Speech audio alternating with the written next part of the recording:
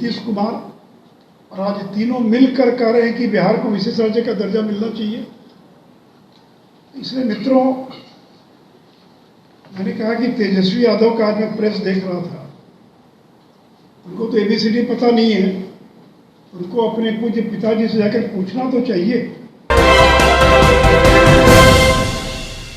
नमस्कार, आप देख रहे हैं सिटी पोस्ट लाइव और मैं हूं आपके साथ हर्षिता प्रताप सिंह। बिहार को विशेष राज्य का दर्जा दिलाने के लिए राजनीति तेज हो गई है। नीतीश कुमार लगातार केंद्र सरकार से मांग कर रहे हैं कि बिहार को विशेष राज्य का दर्जा दिया जाए, जिसको लेकर डिप्टी सीएम तेजस्वी यादव ने आज प्रेस कॉन्फ्रेंस कर एक बार फिर से दावा किया कि अगर बिहार को विशेष राज्य का दर्जा मिलता है तो वो जन कल्याण के लिए काम करेंगे। इसके बाद अब बिहार के पूर्व डिप्टी सीएम सुशील मोदी ने भी एक प्रेस कॉन्फ्रेंस किया है और कहा है कि जब लालू यादव केंद्र सरकार में रेलवे मंत्री थे और नीतीश कुमार की भी सरकार इतने सालों से बिहार में है, तब इन्होंने बिहार को विशेष राज्य का दर्जा दिलाने की मांग क्यों नहीं की, उन्होंने विशेष राज्य का दर्जा क्यों नहीं दिलाया बिहार को। उन्होंने साफ तौर पर कहा कि तेजस्वी यादव प्रेस कॉन्फ्रेंस तो कर रहे हैं, लेकिन वो जाकर अपने पूज्य पिताजी से पूछे, जब वो केंद्र सरकार में मंत्री थे तब उन्होंने अपने साथियों को क्यों नहीं कहा कि बिहार को विशेष राज्य का दर्जा दिलाया जाए। अब नीतीश कुमार क्यों मरे हुए घोड़े को जिंदा करने का काम कर रहे हैं। पहले बिहार के डिप्टी सीएम तेजस्वी यादव का आज प्रेस कॉन्फ्रेंस हुआ, उसके बाद अब पूर्व deputy CM Sushil Modi press conference करके नीतीश सरकार पर हमलावर नजर आए। क्या कुछ कहा सुशील मोदी ने अपने प्रेस कॉन्फ्रेंस में, कैसे हमलावर नजर आए, वो हम आपको छोड़े जाते हैं उनकी बातों के साथ। बाकी लोग नहीं, इसीलिए मैं इसका जवाब दे रहा हूँ। मेरे पास सुप्रीम कोर्ट के जजमेंट की कॉपी है और कल एस सिद्धार्थ ने गलत ब्रीफिंग किया मीडिया को कि 9 शेड्यूल में जिस कानून को डाला जाएगा उसको कोर्ट में चुनौती नहीं दी जा सकती। ये गलत है, भ्रामक है। और सुप्रीम कोर्ट का जजमेंट है मेरे पास, जो चाहेंगे तो बाद इसकी कॉपी ले लीजिए। सुप्रीम कोर्ट ने यह जजमेंट दिया है कि कोई भी कानून अगर 9th शेड्यूल में अगर डाला जाता है तो उसको भी कोर्ट में चुनौती दी जा सकती है। इस आधार पर संविधान की धारा 14, 19 और 21 का उल्लंघन हो रहा है। इस आधार पर उसको चुनौती दी जा सकती है। इसलिए पहली बात तो ये स्पष्ट कर दूं मीडिया के लोगों को कि 9th शेड्यूल जो है वो इनविंसिबल नहीं है। उसके अंदर भी अगर किसी कानून को डाला जाएगा तो उसको भी कोर्ट में चुनौती दी जा सकती है और कोर्ट उसकी न्यायिक समीक्षा करेगा, उसकी जुडिशियल रिव्यू करेगा। पहली बात तो ये है। और जिस तमिलनाडु की चर्चा होती है कि तमिलनाडु में 69% आरक्षण ये मंडल कमीशन के पहले से वहाँ लागू था। और ये जो इंदिरा सावनी का जो जजमेंट आया कि 50 से ज़्यादा नहीं हो सकता है, उसके पहले ही नरसिम्हा राव की सरकार ने संविधान में संशोधन कर तमिलनाडु के एक्ट को 1991 में ही 9th शेड्यूल में डाल दिया था। 91 के बाद इस देश के किसी भी राज्य के आरक्षण संबंधी कानून को 9th शेड्यूल में डाला नहीं गया। तो इसीलिए वो एक इकलौता मामला था। और चूँकि वहाँ पर 50 साल से रिजर्वेशन 69% चला रहा था और मंडल कमीशन के पहले से वहाँ पर 69% लागू था, तो जयललिता मिली नरसिम्हा राव से और तब संविधान संशोधन करके उसके बाद 91 के बाद किसी भी राज्य के किसी भी आरक्षण संबंधी कानून को और 9th शेड्यूल में नहीं डाला गया। अब तो केंद्र को तय करना। मैंने तो जो लीगल पोजीशन वो बता दिया, आज सारे अखबारों में छपा हुआ फ्रंट पेज पर कि न्यायिक चुनौती नहीं दी जा सकती है। और ये मेरे पास जजमेंट की कॉपी है, जो चाहेंगे ये बाद में इसको बाद में ये ले सकते हैं।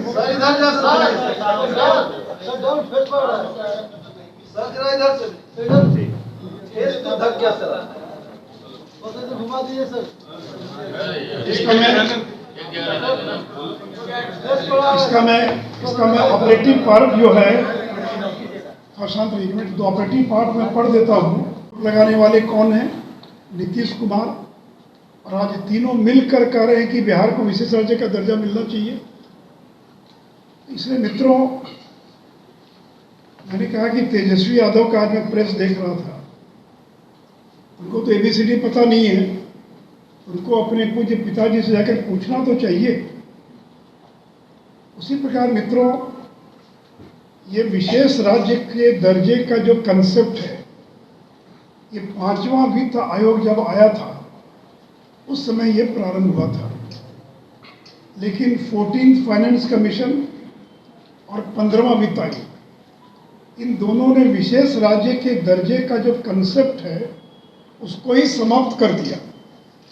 तो जिस वित्त आयोग ने विशेष राज्य के दर्जे की अवधारणा पैदा की, उसी वित्त आयोग की 14th finance commission, 14th finance commission किसने गठित किया था? यूपी की सरकार ने।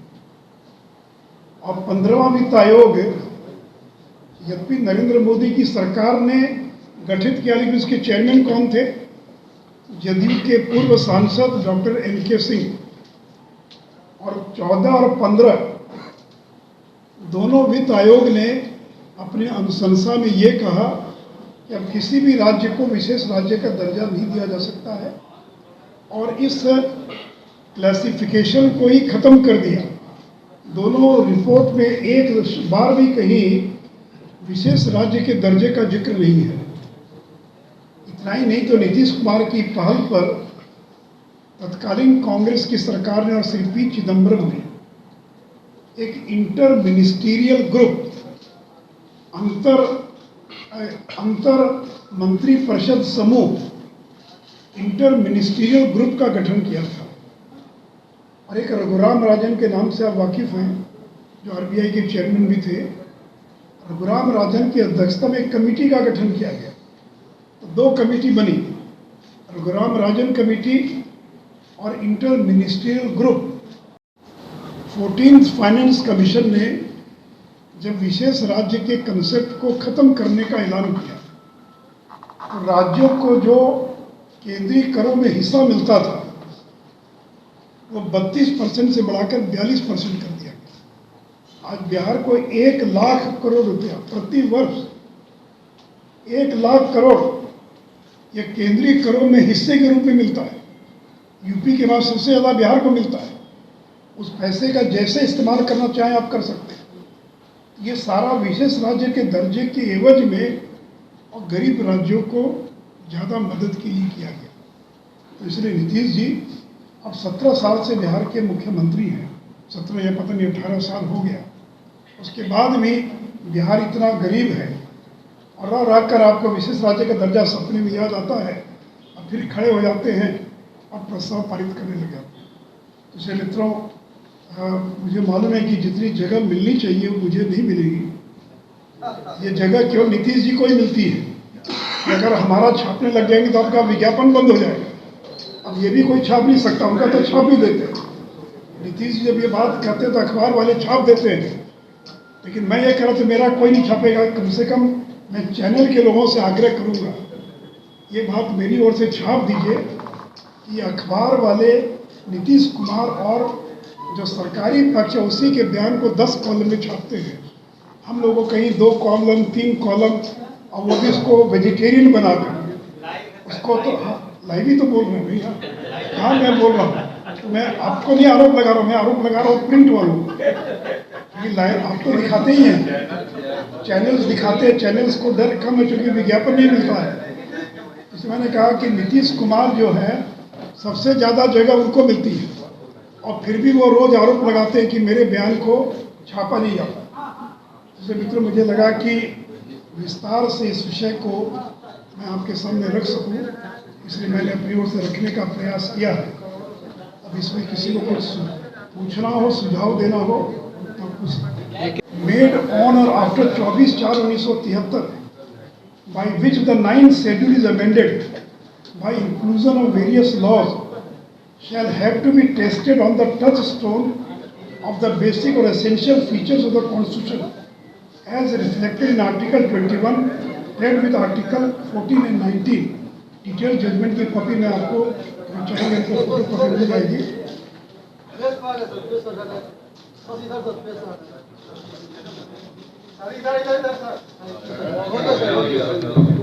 इसलिए मित्रों, मैं कोई न्यायविद नहीं हूँ, मैं कोई जुडिशियल एक्सपर्ट नहीं हूँ, लेकिन सुप्रीम कोर्ट का जो जजमेंट है उसकी कॉपी मैंने आपके सामने इसकी लाइन पढ़ ली, और जो चाहेंगे उसको आप दे सकते हैं। इसीलिए अब जैसा कि 9 शेड्यूल में डालेंगे नहीं डालेंगे, इसका जवाब तो केंद्र की सरकार देगी।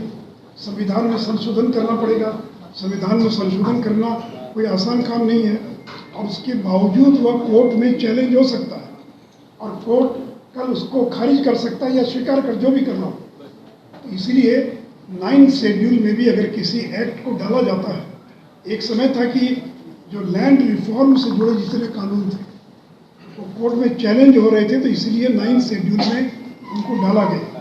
करीब 250-250 कानून हैं, लेकिन आरक्षण से जुड़ा केवल एक कानून है, वो है तमिलनाडु का। उसका भी मैंने इतिहास बता दिया, वो भी अगर आप चाहेंगे उसका भी मैं पूरा कागज आपको उपलब्ध करा दूंगा कि क्या हुआ था तमिलनाडु के मामले में। क्या पीएम ने रघुराम राजन कमेटी के बाद ही ना दिया? 2013 में रघुराम राजन कमेटी की रिपोर्ट आई, और केवल बिहार को नहीं कहा, जो 10 राज्य लीस्ट डेवलप्ड है कि बिहार को मिलेगा तो झारखंड को क्यों नहीं मिलेगा, उड़ीसा को क्यों नहीं मिलेगा, बंगाल को क्यों नहीं मिलेगा, ये सभी राज्य मांग कर रहे हैं। तो रघुराम राज्य ने केवल बिहार का जिक्र नहीं किया, कहा कि 10 राज्य हैं जो कम विकसित राज्य हैं, उन सभी राज्यों को केंद्र को विशेष मदद करनी चाहिए। तब ना केंद्र की सरकार ने 1.5 लाख करोड़ का पैकेज दिया बिहार को। आज पेट्रोलियम क्षेत्र में जो काम हो रहा है, टूरिज्म के क्षेत्र में जो काम हो रहा है, रोड के सेक्टर में जो काम हो रहा है, ये एयरलाइन से सेक्टर में जो काम हो रहा है, जो अभी ये कारखाना लगा 8,000 करोड़ की लागत से बरौनी में, खाद का कारखाना, ये सब क्या उसी पैकेज का हिस्सा है? तो पैकेज के तहत बिहार को मदद की गई है। ललन जी तो बहुत दिन से दिखाई नहीं पड़ रहे, पता नहीं कहीं इधर, तो मैंने बहुत दिन से उनको कोई समाचार वगैरह देखा नहीं है। चलिए ठीक है, बहुत बहुत